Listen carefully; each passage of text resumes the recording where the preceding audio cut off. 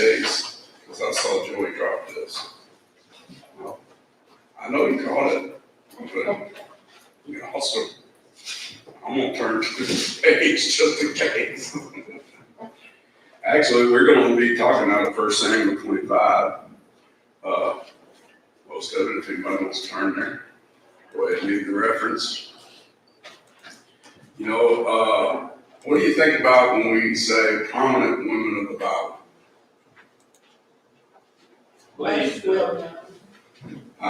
That good or bad played significant roles. Okay. And spoken about, well, good or bad, play significant roles. Okay. And in that thought line, my thought was, I don't want to go through every prominent woman and written about, or even where they might play something less significant. But also, when I decided to do it, I wanted to take people that sometimes are obscure and actually provide some wisdom, the way they conducted themselves. And I probably would have better said maybe godly women of the Bible.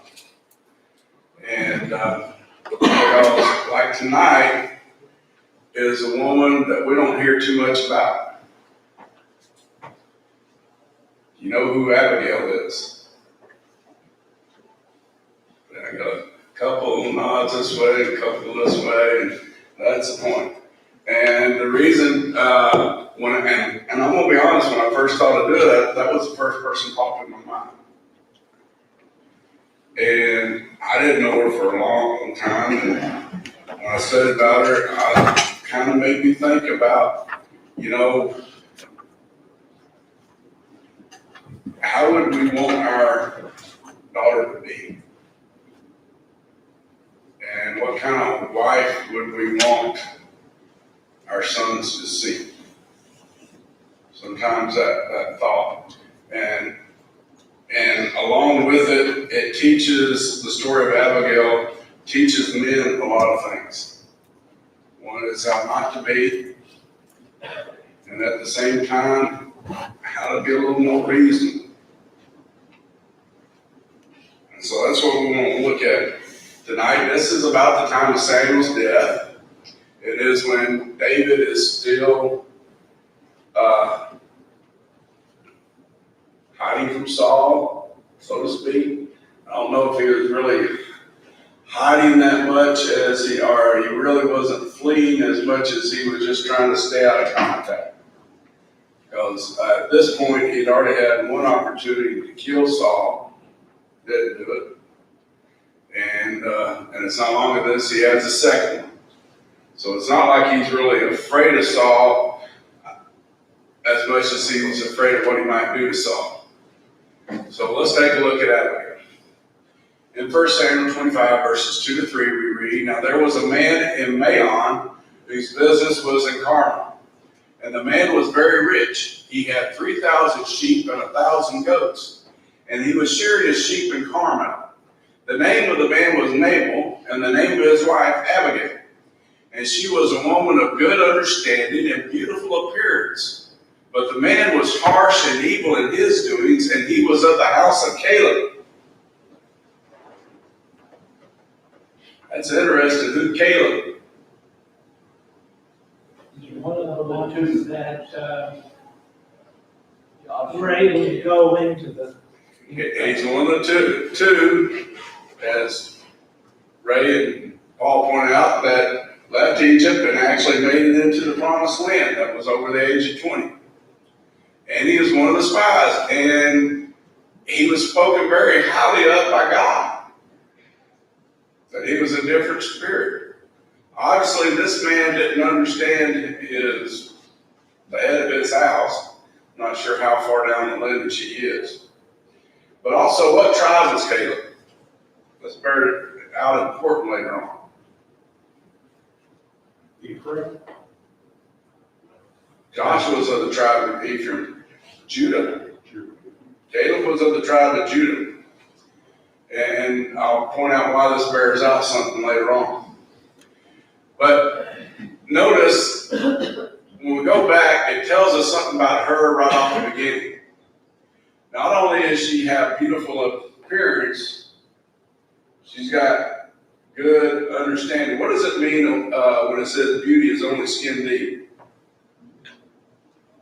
Exactly that. Exactly that? Okay, exactly what does that mean? Outward appearance does not reveal what's inward. When it said beauty is only skin deep, it's speaking about a person who is just like that. Their beauty, that's where it ends. That's where it begins and ends. Usually they have an ugly demeanor.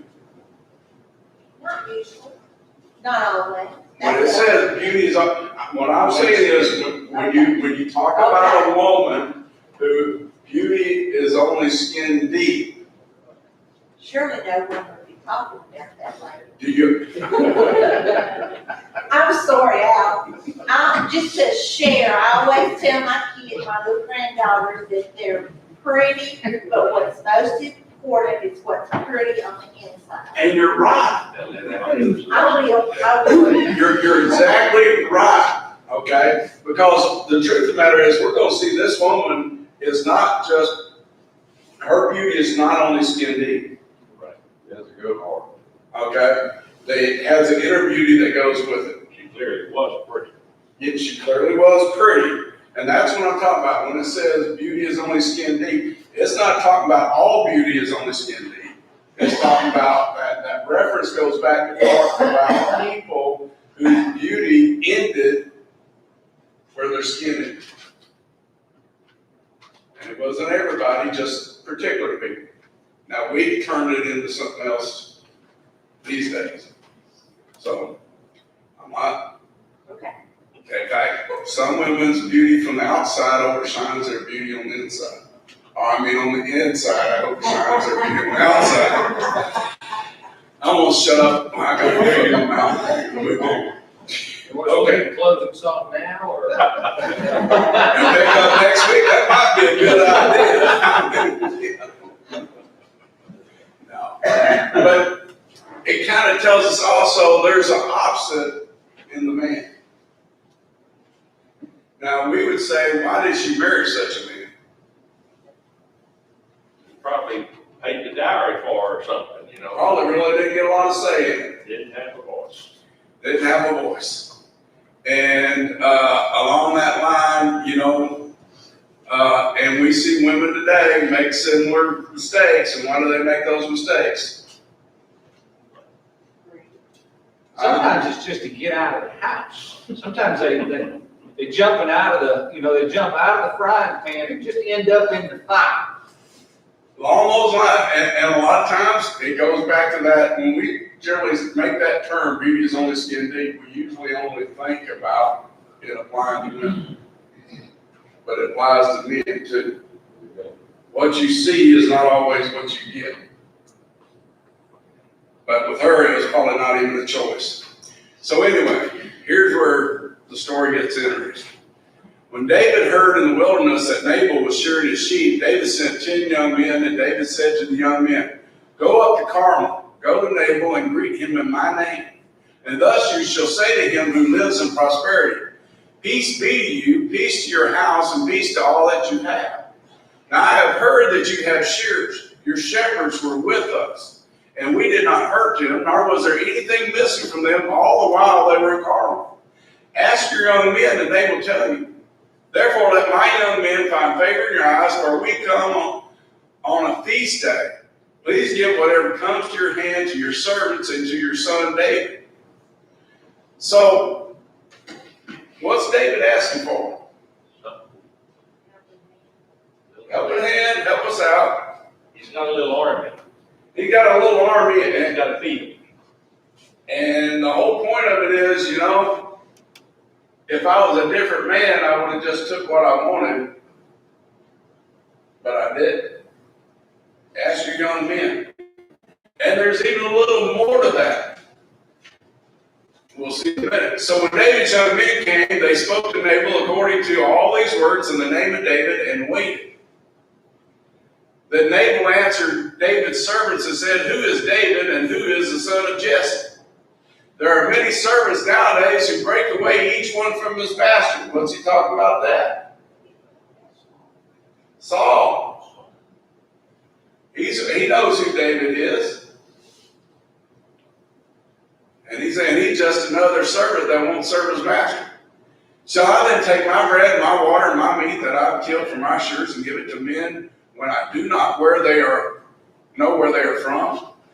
So David's young men turned on their heels and went back, and they came and told him all these words. Now here's the interesting thing. What did David tell the young men to ask him to do?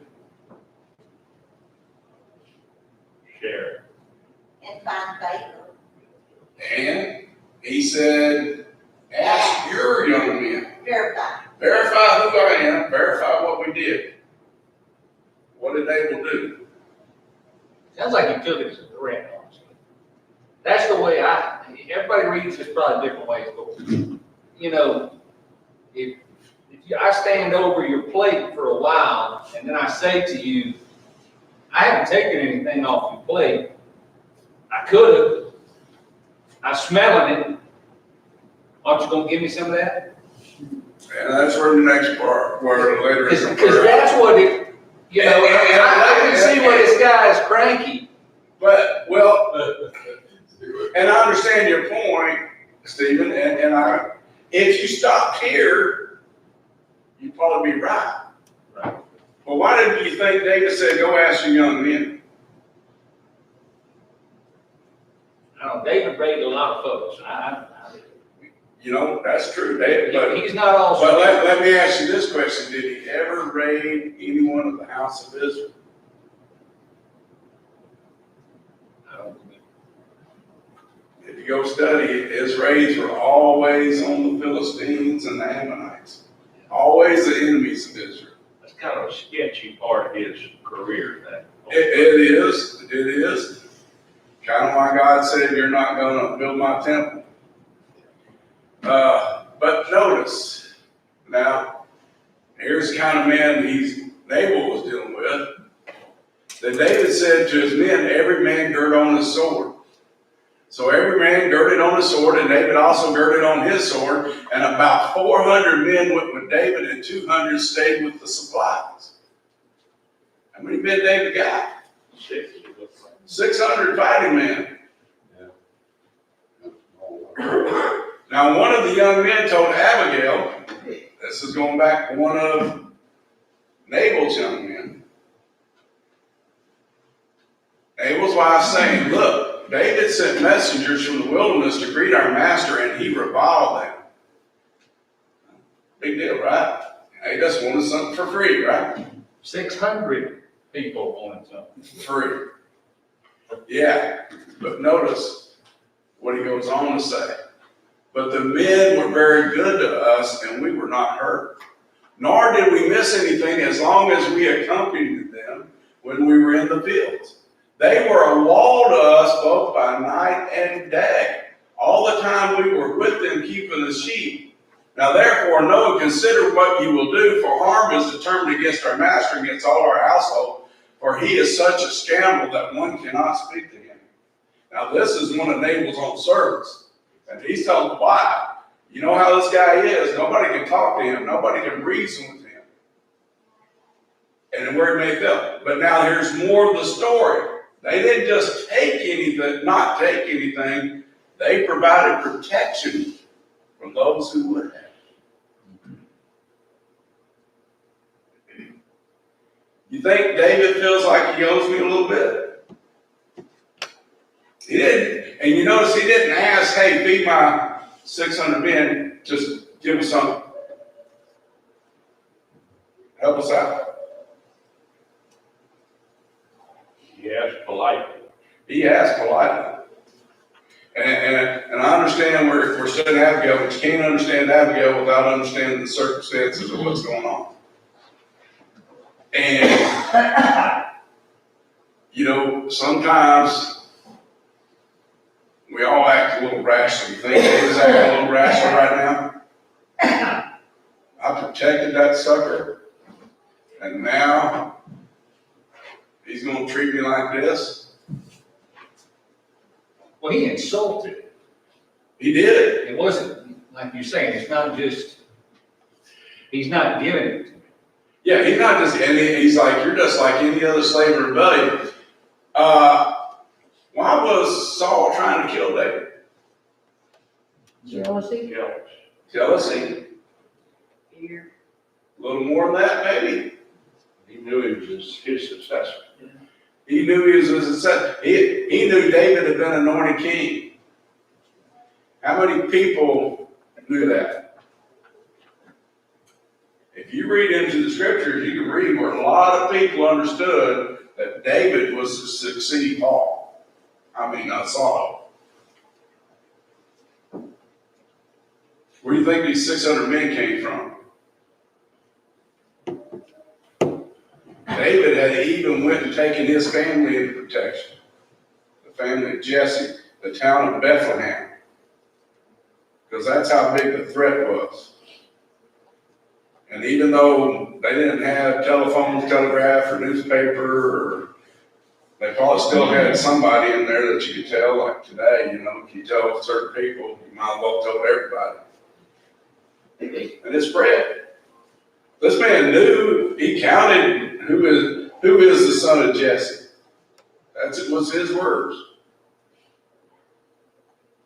And then he insulted him, you're just like any other no good that rebels against your master. Not that you were authorized by God. Not that you provided protection for my sheep, my wealth.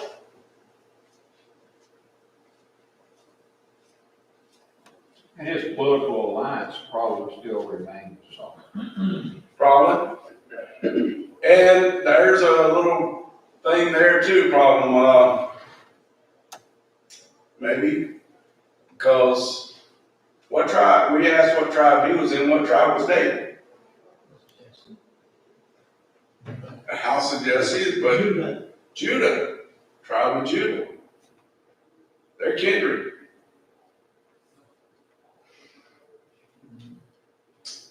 And that'll play a little more later. Now, notice Abigail. This is where it gets good. Then Abigail made haste and took 200 loaves of bread, 2 skins of wine, 5 sheep already dressed, 5 sheaves of roasted grain, 100 clusters of raisin, and 200 cakes of figs, and loaded them on donkeys. Now, notice that. Man was rich. Man was rich. And you got to understand, the sheep that were already dressed was part of that was planned to feed those shearers. But the point is, still, she said, hey, you know what? We need this. And notice that she said to his servants, go on before me. See, I am coming after you. But she did not tell her husband Nabal. Why didn't she tell Nabal? He would have stopped. He would have stopped. And she understood that. And nobody would have been able to tell him, I'm trying to do what's right. I'm trying to save you. Notice, so it was as she rode on the donkey that she went down under cover of the hill, and there were David and his men coming down toward her, and she met them. Now David had said, surely in vain I have protected all that this fellow has in the wilderness, so that nothing was missed of all that belongs to him. And he has repaid me evil for good. May God do so, and more also to the enemies of David, if I leave one male of all who belong to him by morning light.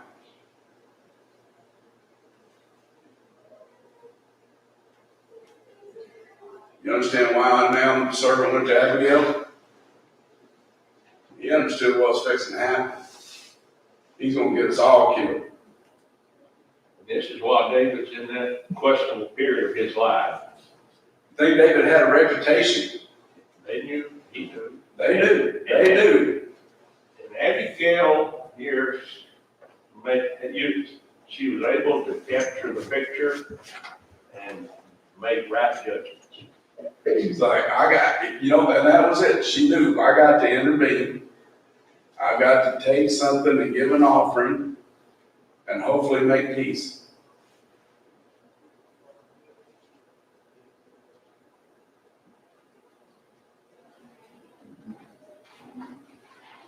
Now, when Abigail saw David, she hastened to dismount from the donkey, fell on her face before David, and bowed to the ground. So she fell at his feet and said, "O me, my Lord, on me let this iniquity be, and please let your maidservant speak in your ears and hear the words of your maidservant. Please let my Lord regard this scoundrel Nabal." Now, husbands, how would we like to know our wives about us like that? What if we deserved it? For as his name is, so is he. Nabal is his name, and folly is with him. And I looked that up, and guess what Nabal means? Folly. But I, your maidservant, did not see the young men of my Lord whom you sent. He says, if I'd have been there, if they'd have came to me, we could have done this whole different. I think maybe providence plays in a little bit. At that point, we'll see. I mean, that they went to Nabal instead of her. Got another thought in this. How many times do we take the golden rule and apply it to us and not somebody else? Or applied it to how we want to be treated when everything is well, but not necessarily when something goes wrong.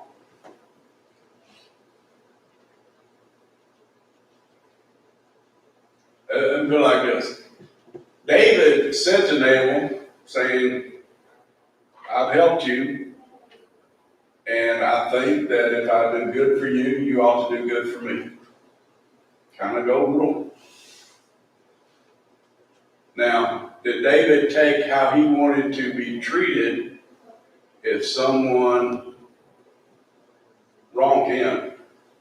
Or if he had wronged someone, how would he want them to treat him? Did he think that way? So that's where I'm going. Oftentimes we look at it, when we do something for somebody, we kind of try to treat people right to begin with. That's the idea behind it. But what about when we make a mistake? We ever think about how we would like them, if we wanted to go tell people we're sorry, wanted to apologize or make a mistake, how would we want them to treat us? Because that's the thing. How would we want them, how would we want to treat them treat us if we were the ones that did the wrong? Open arms. A little more open arms, more understanding. It's like years ago, some kids egged my house, and I went to the parents to get them cleaned it up, and they ended up having to repaint the house. I had two choices. Either get, and this is what I thought about. If this were my kids that did this, how would I want the parents to do me? Would I want them to give them a chance, or would I just want to call the sheriff?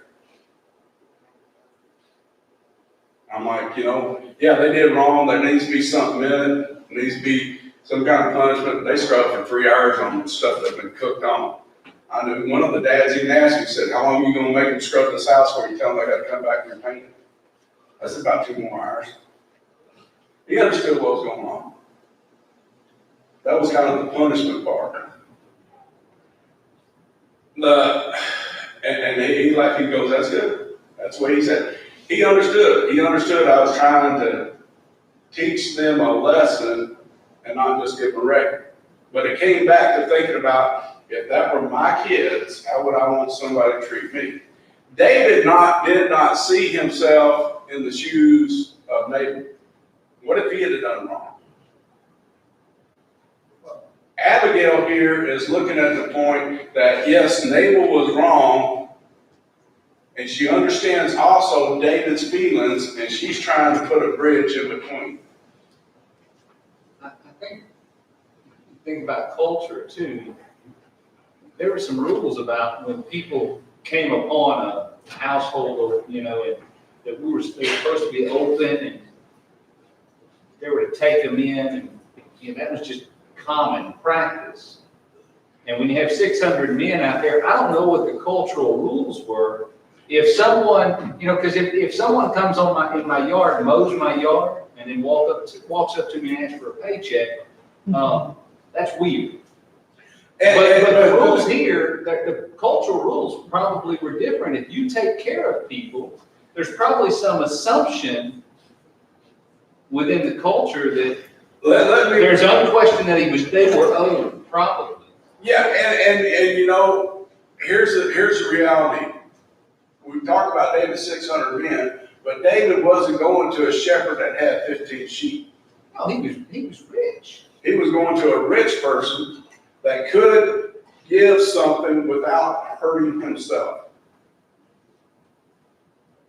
But that assumption behind working But, for free. well, here's the thing though.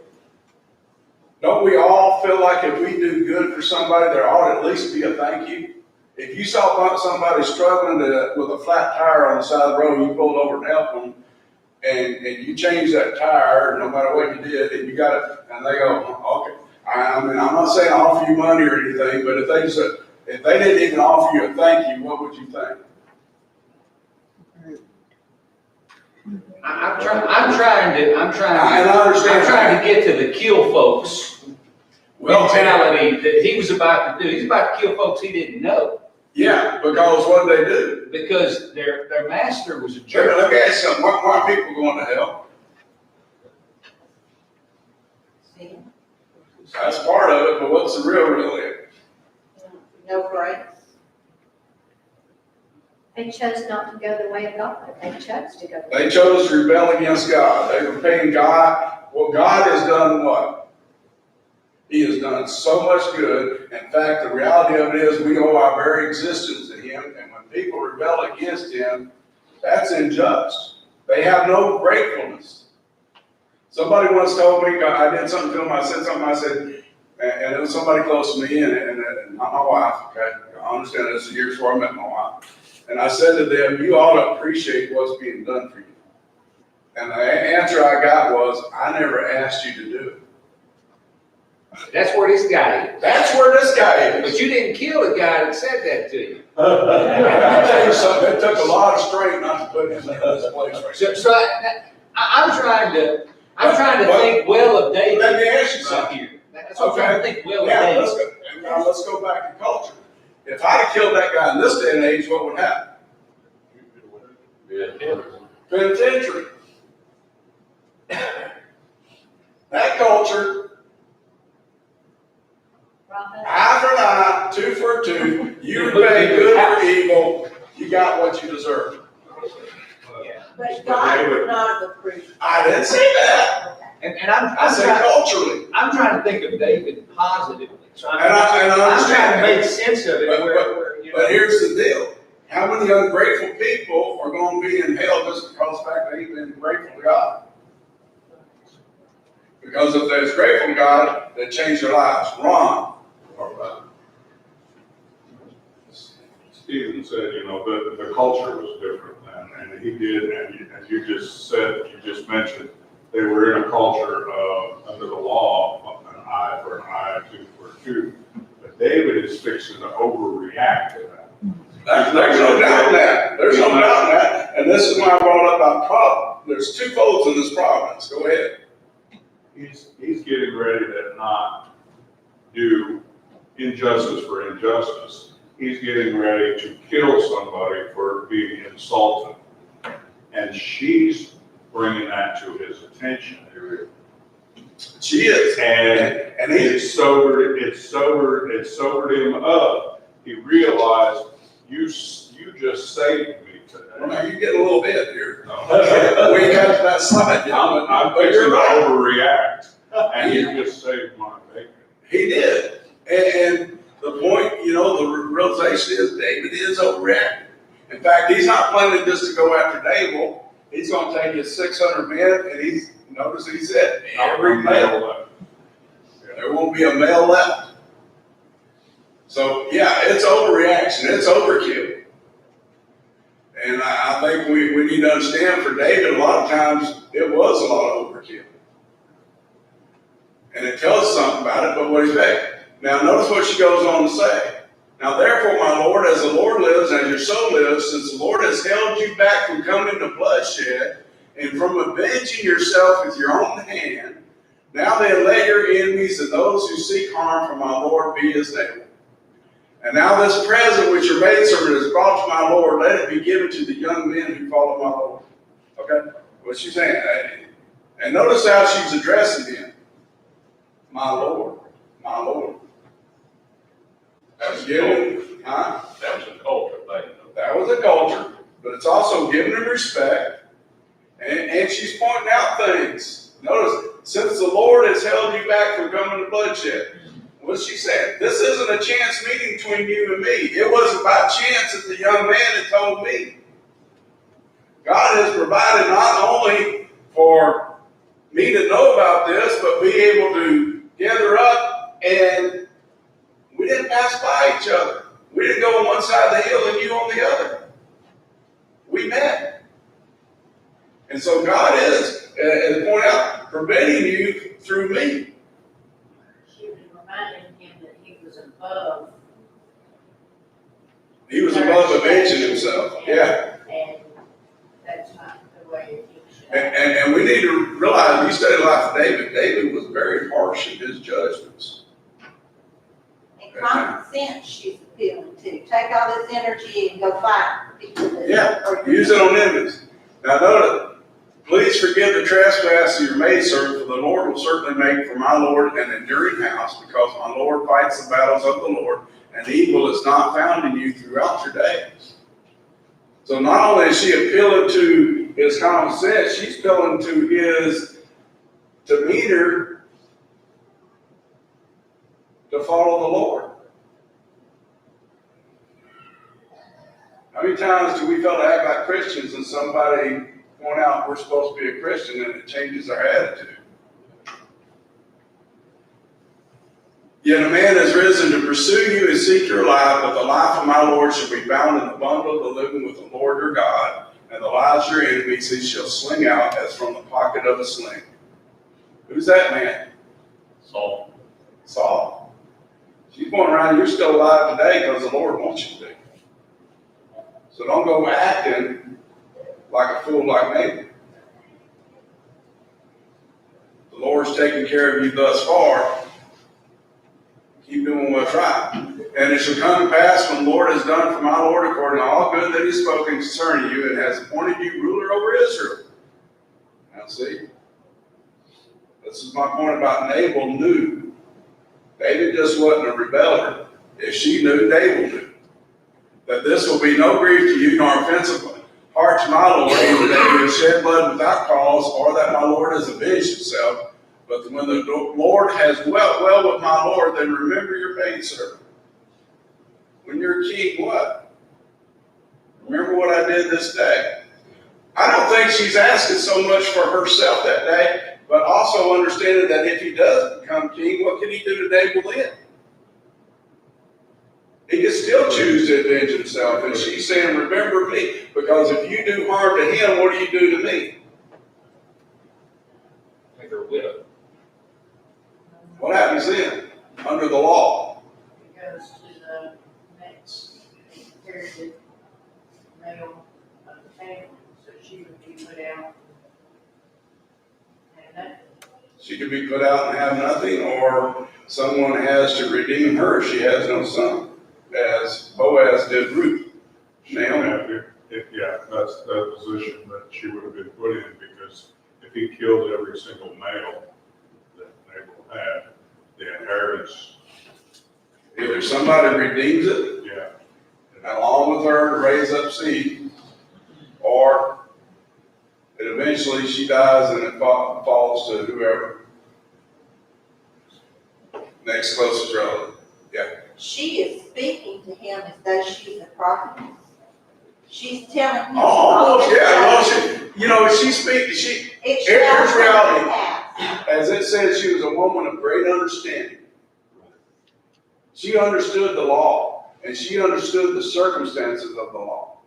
And she's trusting that if she approaches him in a godly way, he'll listen to reason. I think she's somebody that trusted in God and believed God and knew. I have no doubt, by this time we've got to understand we're almost to the end of Saul. So this has been going on many years. People knew why David was fleeing. And it was, and in my opinion, it came to the point, David initially fled for his own safety.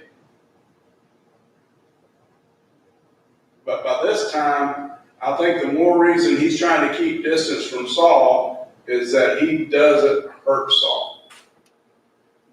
Because he has two opportunities.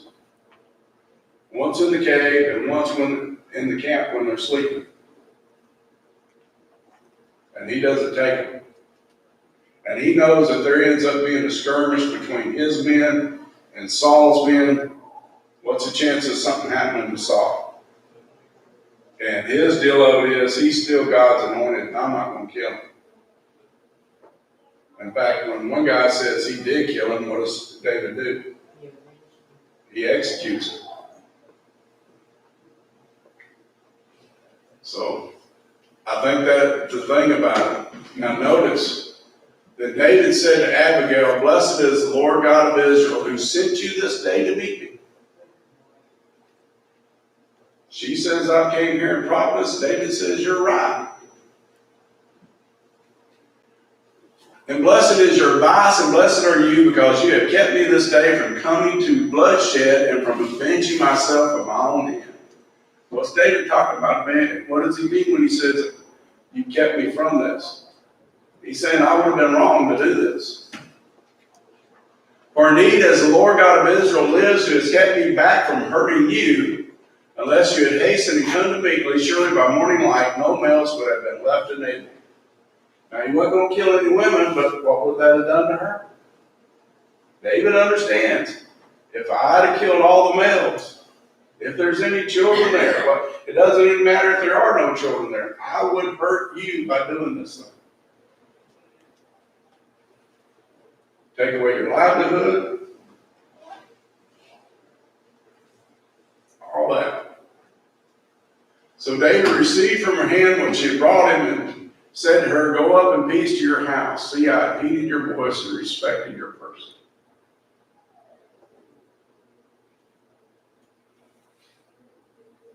And that was very rare in those days.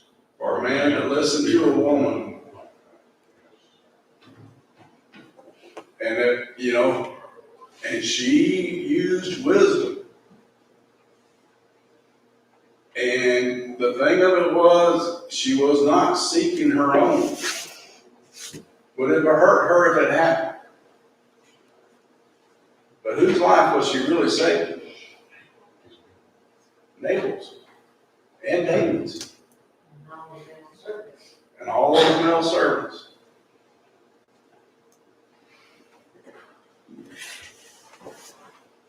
Now Abigail went to Nabal, and there he was, holding a feast in his house like a feast of a king. Yeah, he's partying. Here we go again. Feast of a king, what does it mean? That's pointing again to his riches, and he is flaunting it. And Nabal's heart was merry within him, for he is very drunk. Therefore she told him nothing, little or much, until morning light.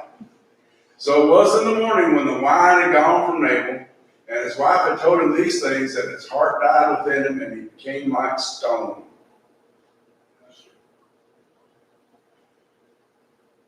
What do you think that means? Think he realized just how close he came to death?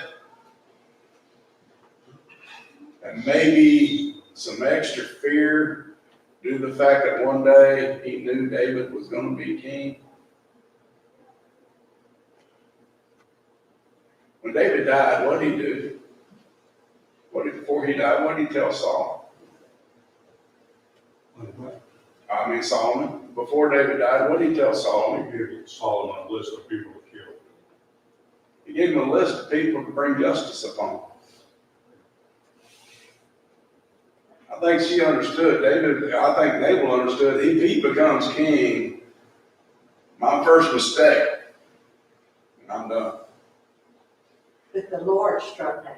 But the Lord took the vengeance on him. And notice that it came out after 10 days that the Lord struck Nabal and he died.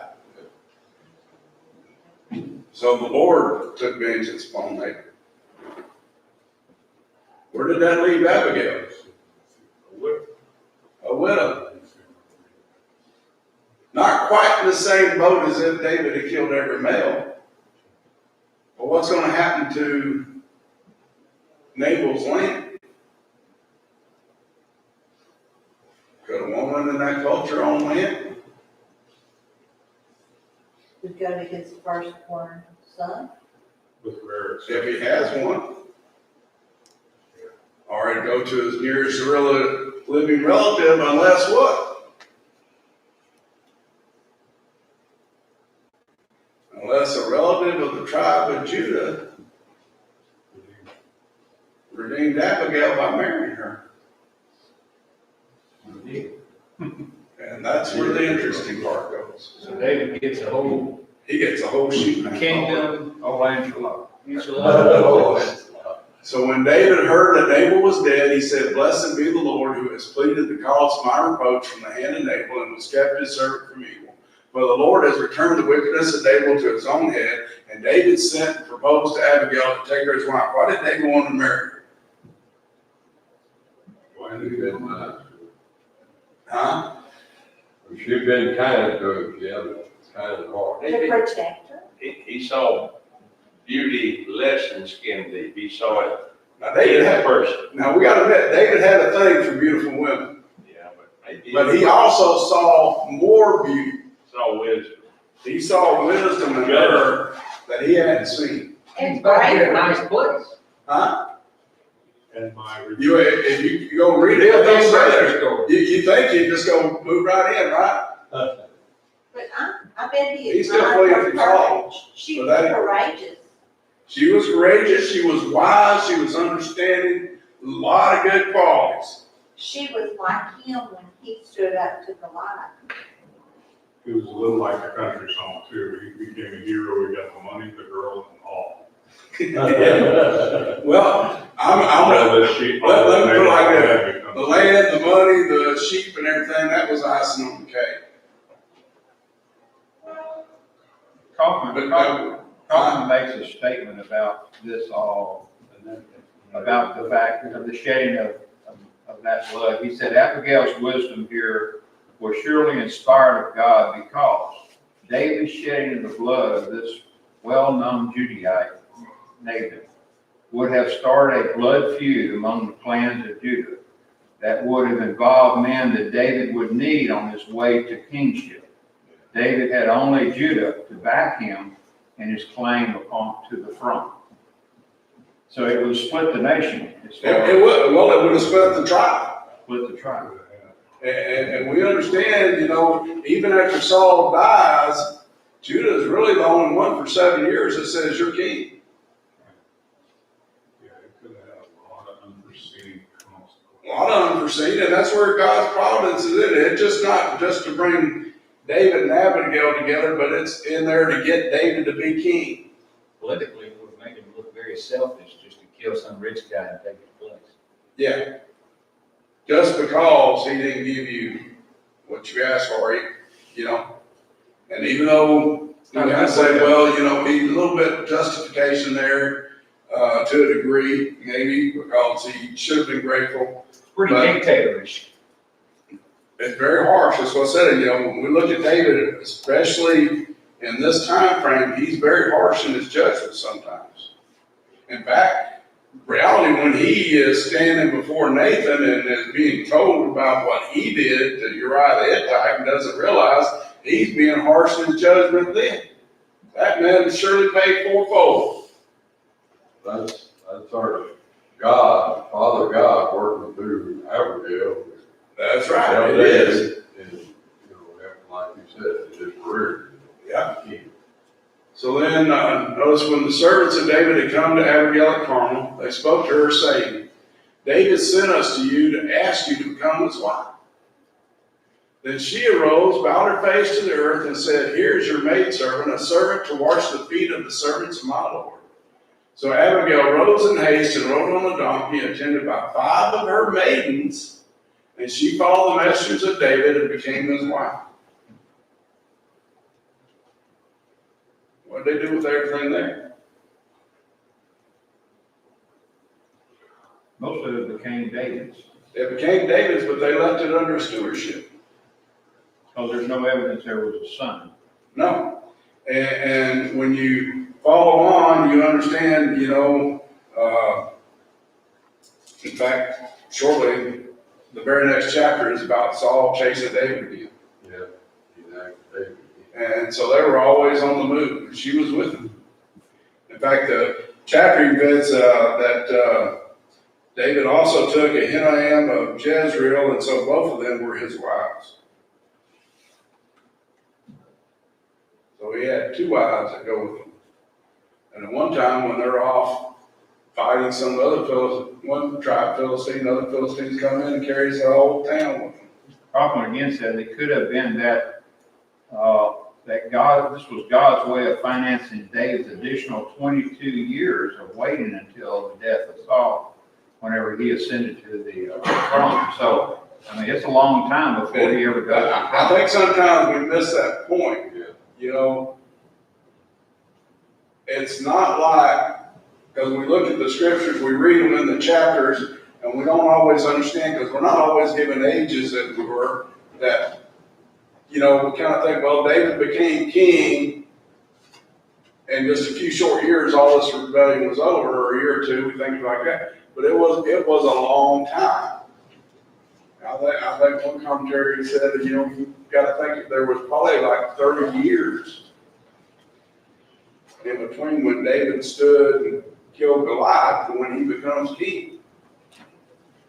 Many times he could kill Saul, but he Yeah. killed. Well, I mean, not only those two times that he personally, when he cut off the hem of his garment, and when he took his staff and his sword, his javelin and his sword, and they called to him, those two, I mean, he's right there at night. How hard would it have been in that cave, just him and his and Saul? Saul don't even know he's there. David could have, if he was kind of man to stab him in the back, he could have done that easily. Nobody ever known it, or he could have done it. But not only that, a lot of these times where they're close into battle, could he have went into battle against Saul? He could have chosen to battle against him and possibly won. God was denied. I mean. Well, it was showing us David's respect for. He wouldn't do that. Yeah, because it was David's, God's anointed. He wasn't going to do it. Now notice what Abigail says.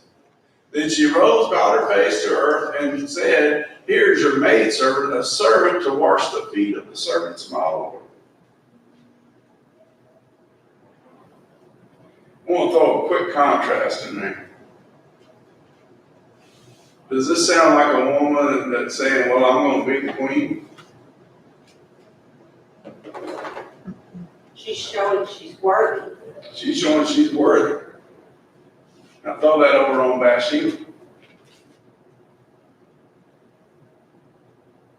I think that's the problem with Bathsheba and why we ended up in that situation, because she went to David not because he commanded her to, but willingly because he was the king. And if I end up with the king, and how did she end up? Who succeeded David? Her son. Her son. And she had her son's ear, did she not? Until she messed up.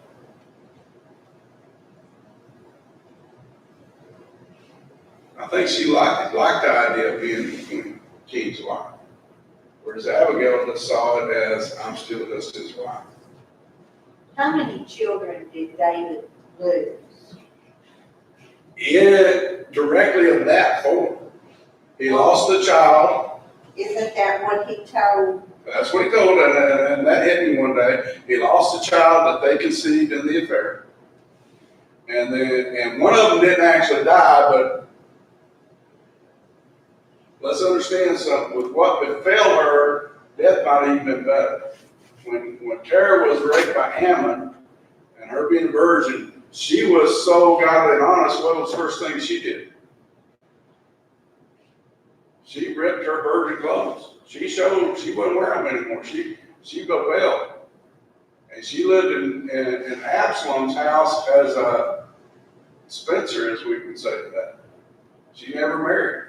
Not too many people, even though it wasn't her fault, would have done it. The only way she could have ever married and the husband saved face in one aspect would have been if David had killed Amnon for rape.